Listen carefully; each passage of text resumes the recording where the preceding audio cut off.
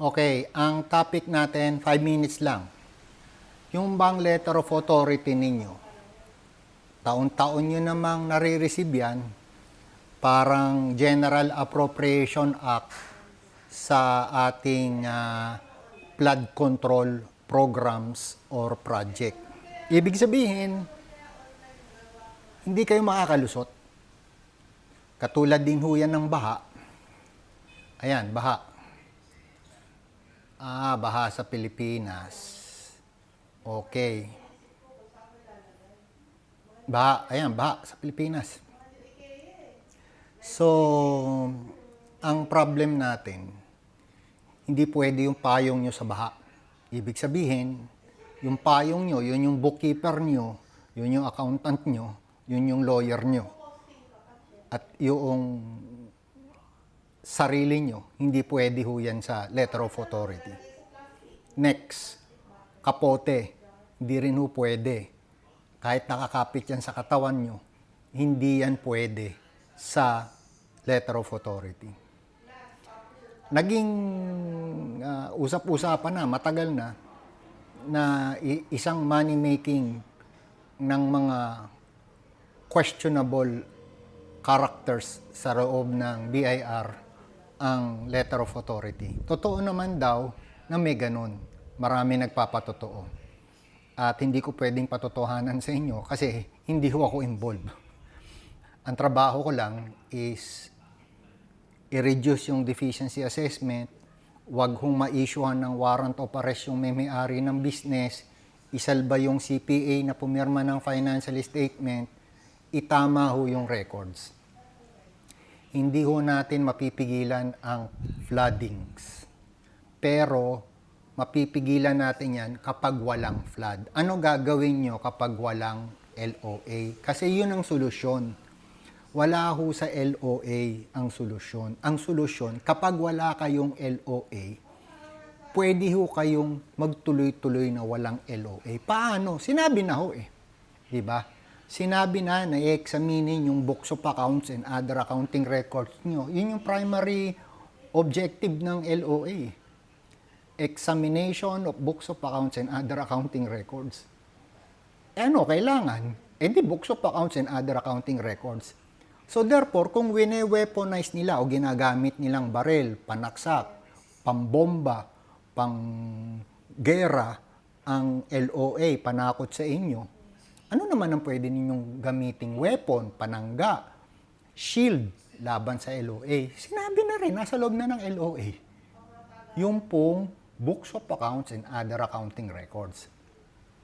Yung diniscuss ko sa inyo last time, sabi ko, yung bookkeeper nyo, walang mali sa pagkatao niya. Biktima din ho sila ng sistema.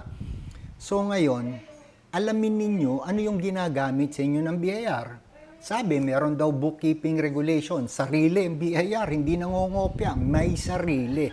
Di gamitin nyo yung ginagamit ng BIR laban sa inyo. Kasi yun lang naman yung pwede nilang panghiwa eh. Panggarote sa inyo eh. Di gamitin nyo yung pinanggagarote sa inyo. Second, other accounting records. Walang definition sa batas ang other accounting records. Ang definition niya, may definition pala, may definition. Dati wala eh. Ngayon meron na. Sa RR 7-2024 sabi, records supporting documents the entries in the books of accounts. O di maliwanag. Sino ba gumagawa ng internal documents nyo? Kayo. O di dapat itugma ninyo yung accounting records nyo sa entry daw ng libro nyo. Yun lang yung panglaban, maliwanag. So, para hindi ho magamit sa inyo ang letter of authority, pag-aralan nyo, ma'am, sir.